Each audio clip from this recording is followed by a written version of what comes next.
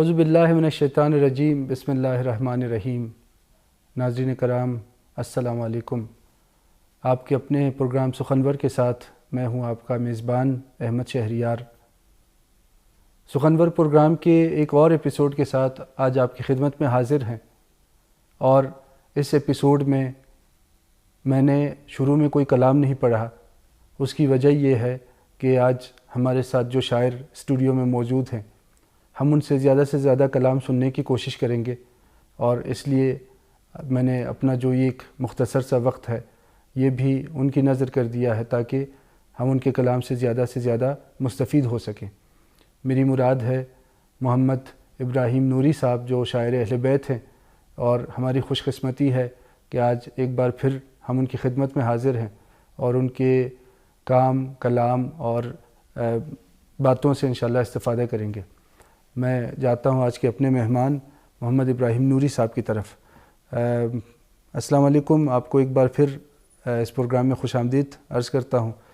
وعلیکم السلام ورحمۃ اللہ وبرکاتہ۔ پچھلی دفعہ جو تشنگی رہ گئی تھی آپ کے کلام سننے کی، انشاءاللہ ہماری کوشش ہوگی کہ اس دفعہ اس تشنگی کو دور کیا جائے۔ میں خود بہت مشتاق ہوں، میں سنتا رہا ہوں، آپ کو سنتا رہتا ہوں۔ ماشاءاللہ بہت عمدہ کلام لکھتے ہیں آپ۔ خدا مولا آپ کو اور ترقی دے، آپ کے کام میں، آپ کے کلام میں کامیابی عطا کرے۔ تو میرے خیال میں اس دفعہ باتوں کا جو دورانیہ ہے اس کو کم رکھتے ہیں اور آپ سے کلام زیادہ سنتے ہیں۔ تو میں نے شروع میں اسی لیے کلام نہیں پڑھا تاکہ آپ کو انشاءاللہ زیادہ سن سکیں۔ پچھلی دفعہ پچھلے ایپیسوڈ میں آپ نے ایک نعت پڑھی تھی بہت عمدہ، تو آپ یہ بتائیے کہ اس دفعہ کس کلام سے شروع کریں گے؟ اس دفعہ میں انشاءاللہ میرا ارادہ ہے کہ چونکہ ہم شہر حضرت معصومہ قم میں مقیم ہیں، تو ان کی شان میں منقبت کے چند اشعار میں پیش کروں گا۔ لیکن اس سے پہلے چونکہ پیغمبر اسلام کی حدیث ہے کہ زینوا مجالسکم بذکر علی بن ابی طالب، تو اس حدیث کے روشنی میں یا اس حدیث کے ذیل میں جو ہے امام علی کی شان میں 2 عدد رباعی میں پیش کرنا چاہوں گا۔ پھر اس کے بعد جناب معصومہ قم میں شان میں منقبت کے چند اشعار کی ایک رباعی دیکھیے گا کہ مدح علی جنت کی سند ہوتی ہے، سبحان اللہ۔ مدح علی جنت کی سند ہوتی ہے، اس مدح سے خوش ذات احد ہوتی ہے، اس مدح سے خوش ذات احد ہوتی ہے، اور نوری دم تحریر ثنائے حیدر، نوری دم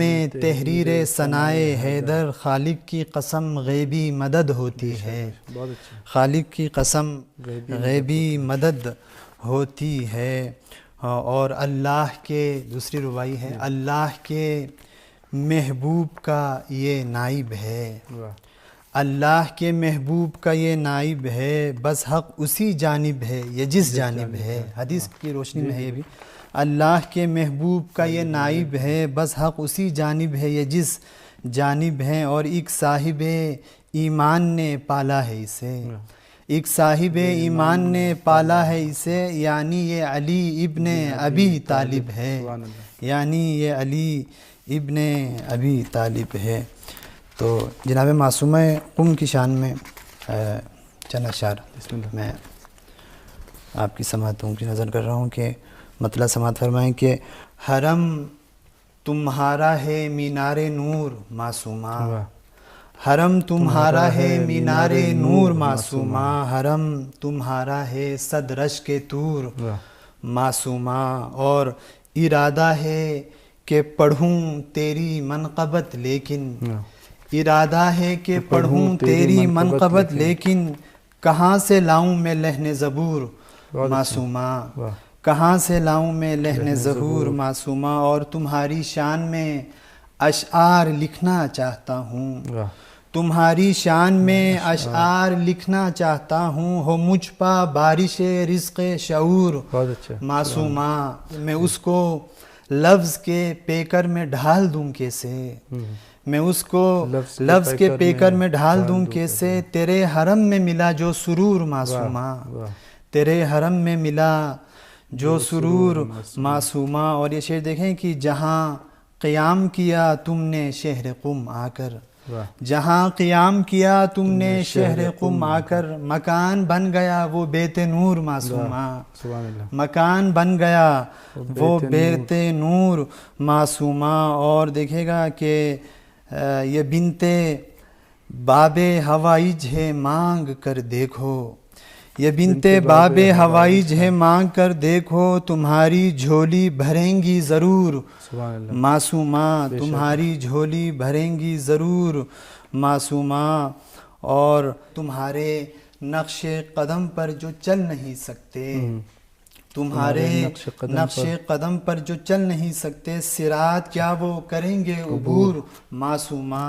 کہ یہ بات آپ میں اور مجھ میں مشترک ٹھہری، یہ بات آپ میں اور مجھ میں مشترک ٹھہری، وطن سے آپ بھی اور میں بھی دور معصومہ، بہت شکریہ، وطن سے آپ بھی اور میں بھی دور معصومہ۔ اور بدستے ساقی کوثر خدارا محشر میں، پلانا کوثری جام طہور معصومہ۔ اور یہ مقطع ہے کہ تمہاری خاک حرم آنکھ پر ملی جب سے، تمہاری خاک حرم آنکھ پر ملی جب سے، بڑا ہے نوری کی آنکھوں کا نور معصومہ، بڑا ہے نوری کی آنکھوں کا نور معصومہ، حرم تمہارا ہے مینار نور معصومہ۔ سبحان اللہ، یہ آپ نے بہت عمدہ کلام سنایا، انشاءاللہ مولا خود قبول فرمائے۔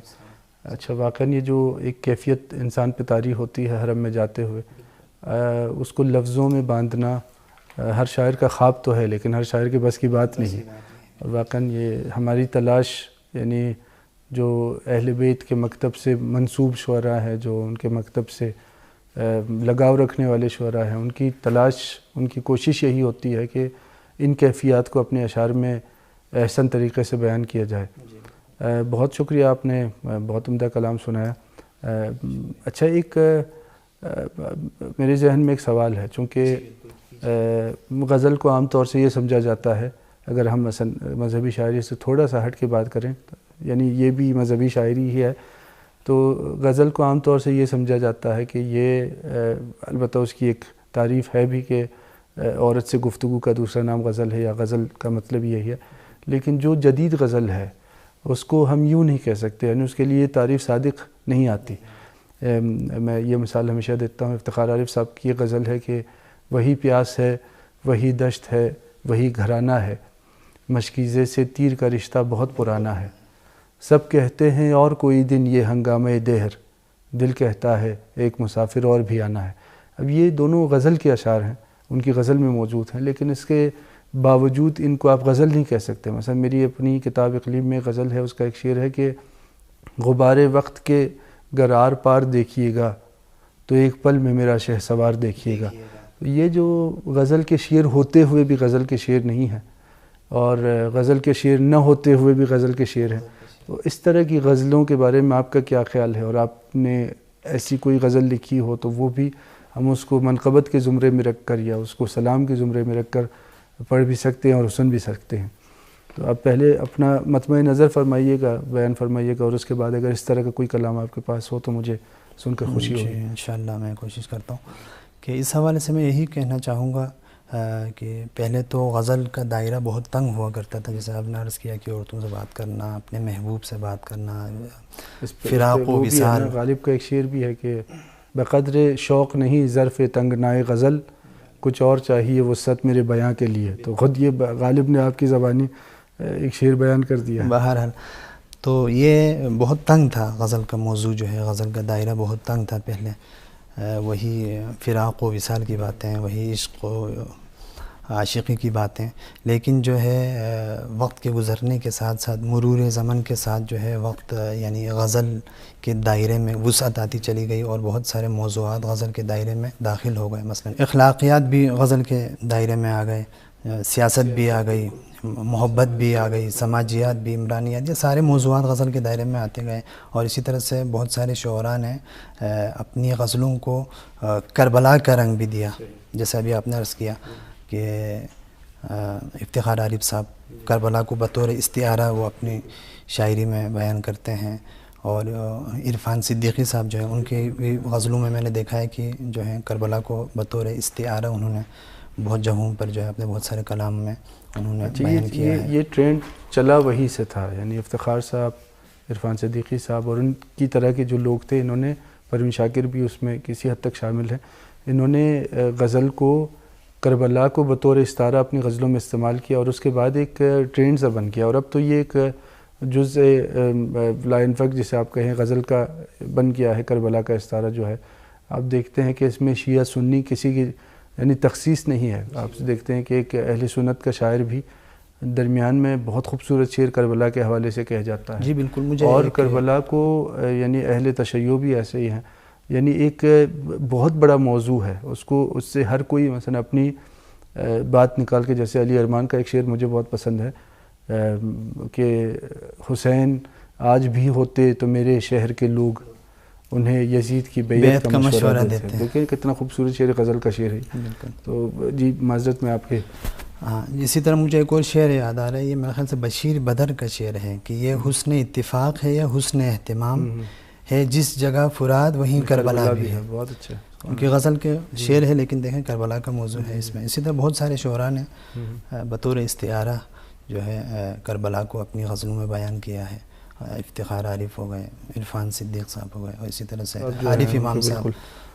پوری غزلیں ایسی ہیں. جی میں ایک غزل بھی سنانا چاہتا ہوں جس میں کربلا کی طرف بھی اشارہ ہے، جس کے ایک دو شعر میں کہ مطلب دیکھیں کہ ہمیشہ درد کی دولت کو عام کرتے ہیں، ہمیشہ درد کی دولت کو عام کرتے ہیں، ہم اہل عشق و محبت یہ کام کرتے ہیں، ہم اہل عشق و محبت یہ کام کرتے ہیں. اور دیکھے گا کہ جو جان دے کے بچاتا ہے گوہر عزت، جو جان دے کے بچاتا ہے گوہر عزت، ہم ایسے شخص کا صد احترام کرتے ہیں، ہم ایسے شخص کا صد احترام کرتے ہیں. اور میں ایسے شہر کو کیسے نہ قتل گاہ کہوں، میں ایسے شہر کو کیسے نہ قتل گاہ کہوں، جہاں پر لوگ صدا قتل عام کرتے ہیں. اور دیکھے گا کہ جہان کن میں وہ مقتل بھی ہم نے دیکھا ہے، جہان کن میں وہ مقتل بھی ہم نے دیکھا ہے، جہاں کٹے ہوئے سر بھی کلام کرتے ہیں. جہان کن میں وہ مقتل بھی ہم نے دیکھا ہے، جہاں کٹے ہوئے سر بھی کلام کرتے ہیں. اور غریب شہر کو دیتے نہیں جواب سلام، غریب شہر کو دیتے نہیں جواب سلام، امیر شہر کو جھک کر سلام کرتے ہیں. بہت شکریہ. امیر شہر کو جھک کر سلام کرتے ہیں. اور خدا پرست گھرانے کی یاد آتی ہے، خدا پرست گھرانے کی یاد آتی ہے، جہاں بھی جب بھی ہم ذکر خیام کرتے ہیں، جہاں بھی جب بھی ہم ذکر خیام کرتے ہیں. اور جہان کن میں وہ مقتل بھی ہم نے دیکھا ہے، جہاں کٹے ہوئے سر بھی کلام کرتے ہیں. بہت اچھا. بالکل. اس میں بعض الفاظ میرے خیال میں کربلا سے مخصوص ہو گئے ہیں. آپ قتل گاہ کہیں، مقتل کہیں، تیر کہیں، نیزہ کہیں، مشکیزہ کہیں، فوراً آپ اس کے علاوہ کچھ تمہید نہ بھی باندھے تو یہ الفاظ کافی ہوتے ہیں آپ کو کربلا لے جانے کے لیے. بہت عمدہ. یہاں ایک بریک کا وقت ہوا چاہتا ہے. ناظرین کرام، ہم یہیں پہ ایک چھوٹا سا وقفہ لیتے ہیں. انشاءاللہ وقفے سے واپس آ کر ایک بار پھر محمد ابراہیم نوری صاحب کی خدمت میں ہوں گے، ان کا کلام سنیں گے، ان سے باتیں کریں گے. ہمارے ساتھ رہیے گا اپنے پروگرام سخن.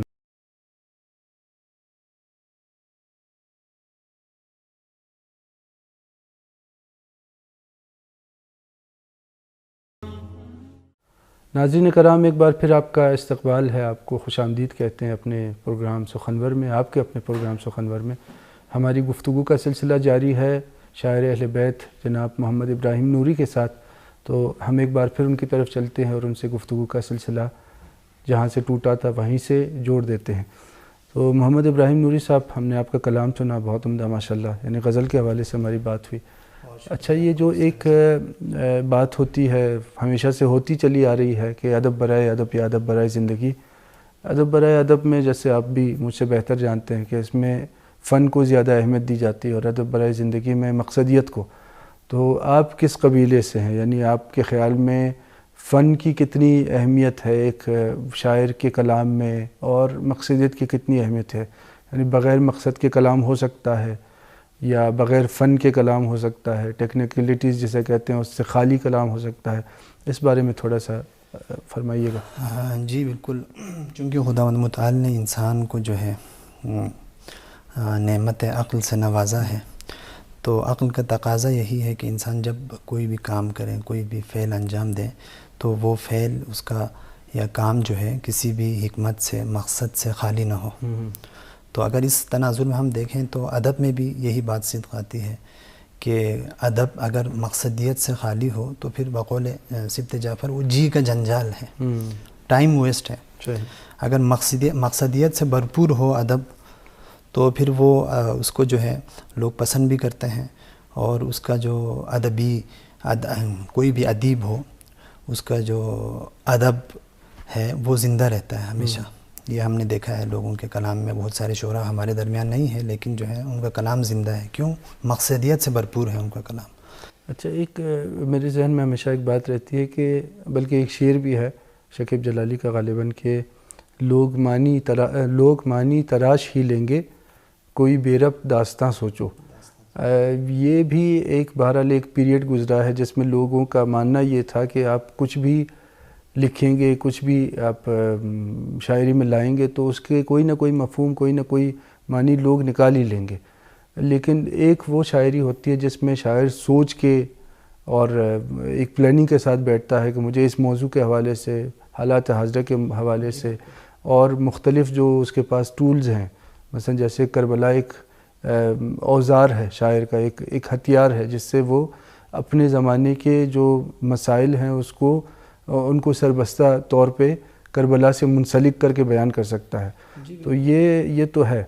اچھا، ایک اور سوال، جو خطابت کا جو راستہ ہے آپ اس کے ذریعے اپنا پیغام، اپنی باتیں لوگوں تک پہنچا سکتے تھے، تو پھر شاعری کو کیوں چنا ساتھ میں، اور یہ دونوں چیزیں ساتھ میں لے کے چلنا، اس کے بارے میں آپ کیا کہیں؟ جی، اس حوالے سے میں یہی کہنا چاہوں گا کہ خطابت بھی ایک فن ہے، اسی طرح شاعری بھی ایک فن ہے. لیکن ان دو فنوں میں ایک بنیادی فرق ہے.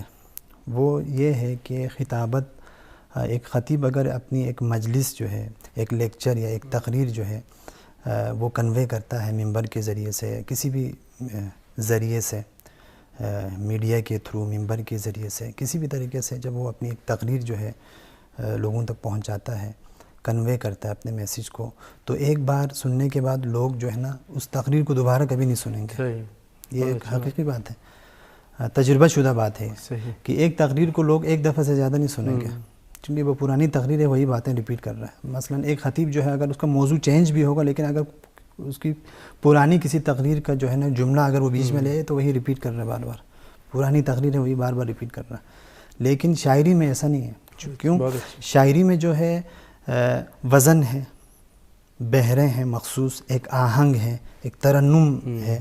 اس ترنم کی وجہ سے لوگ جو ہے کبھی بھی اگتاتے نہیں ہیں، تھکتے نہیں ہیں. یہ قابلیت ہے کہ اس کو بار بار سنا جائے.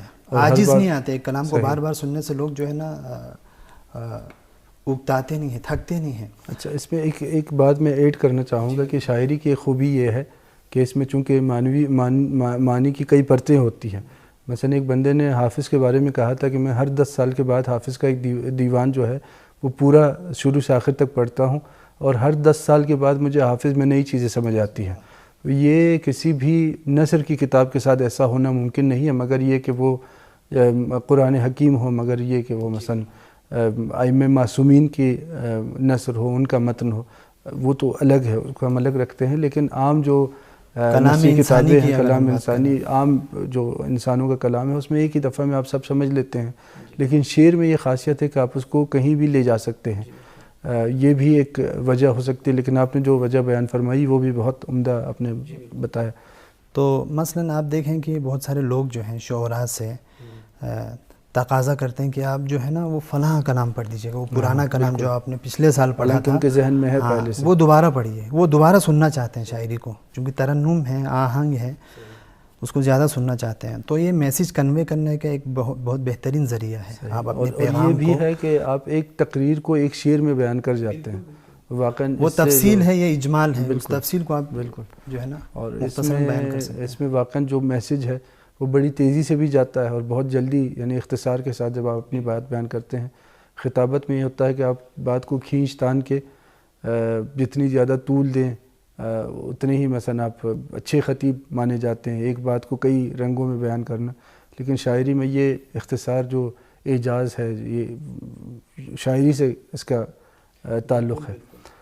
بہت اچھی بات ہے. چلے، میں نے چونکہ پہلے بھی اپنے ناظرین سے کہا تھا کہ ہم آپ سے کلام زیادہ سنائیں گے، تو اب تک تو آپ ہماری فرمائش پہ سنا رہے تھے. آج اب اپنی جو کوئی آپ کا پسندیدہ کوئی کلام ہے، مرثیے کے حوالے سے ہماری بات چل رہی تھی، تو آپ نے فرمایا تھا کہ آپ ایک مرثیہ لکھ رہے ہیں، تو ہماری خواہش ہے کہ اس کے چند بند اگر آپ ہمارے ناظرین کو سنا دیں. خدایا مجھ کو بھی رزق سخنوری دے دے، خدایا مجھ کو بھی رزق سخنوری دے دے، خدایا مجھ کو بھی توفیق شاعری دے دے، مجھے بھی ملک سخن کی شہنشہی دے دے، یہ رزق مجھ کو اے رزاق بس ابھی دے دے. قلم سے نصرت اسلام کرنا چاہتا ہوں، میں یہ جہاد بہرگام کرنا چاہتا ہوں. میرے قلم کی زباں کو اثر عطا کر دے، مجھے سلیقہ عرض ہنر عطا کر دے. میرے سخن کے شجر کو ثمر عطا کر دے، میرے شعور کے طائر کو پر عطا کر دے. بہت شکریہ. میرے شعور کے طائر کو پر عطا کر دے. میں اپنا کاسے شعر و سخن ہر آن بھروں، میں اپنا کاسے شعر و سخن ہر آن بھروں، میں آسمان سخن کی طرف اڑان بھروں. بہت شکریہ. میں آسمان سخن کی طرف اڑان بھروں. اور میرے قلم کو بھی توقیر دے میرے مالک، میرے قلم کو بھی توقیر دے میرے مالک، مجھے بھی قوت تفکیر دے میرے مالک. میرے سخن کو بھی تشہیر دے میرے مالک، میری زبان کو تاثیر دے میرے مالک. اور کہ مرثیہ کوئی تحریر کر سکوں میں بھی، بہشت میں کوئی تعمیر کر سکوں میں بھی، بہشت میں کوئی تعمیر کر سکوں میں بھی. یہ بند دیکھے گا کہ میرے سخن کو عطا کر دے ارتقا یا رب، میرے سخن کو عطا کر دے ارتقا یا رب، سخنوری کے نئے ڈھب مجھے سکھا یا رب. سلام و منقبت و نوحہ لکھ چکا یا رب، ہے دل میں خواہش تحریر مرثیہ یا رب. مجھے بھی راہی بنا دے رہے انیسی کا، مجھے بھی راہی بنا دے رہے انیسی کا، عطا ہو مجھ کو ہنر مرثیہ نویسی کا، عطا ہو مجھ کو ہنر مرثیہ نویسی کا. اور میں آپ کو معذرت کے ساتھ اگر آپ اس میں ایک دو بند صرف مرثیے کے بھی جو مصائب کے وہ سنا دیں. جی میں کہ ہمارے پروگرام کا وقت ختم ہو بس میں تمام کر رہا ہوں اور یہ میری مجبوری ہے آپ کو درمیان میں روکنا.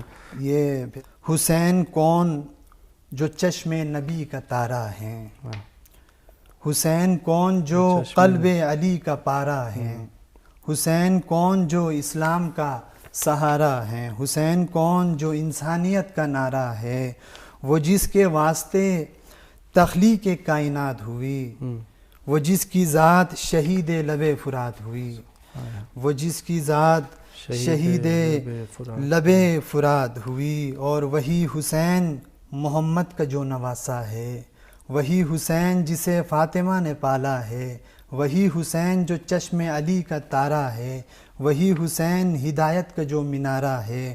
حسین صبر و رضا کا عظیم مکتب ہے کہ جس کا ایک نمونہ جناب زینب ہے، کہ جس کا ایک نمونہ جناب زینب ہے، کہ جس کا ایک نمونہ جناب زینب ہے. اور لہو کی دھار سے زنجیر توڑ دیتے ہیں، حسین ظلم کی آنکھوں کو پھوڑ دیتے ہیں، برائے دین وطن اپنا چھوڑ دیتے ہیں، حسین خلق کو خالق سے جوڑ دیتے ہیں.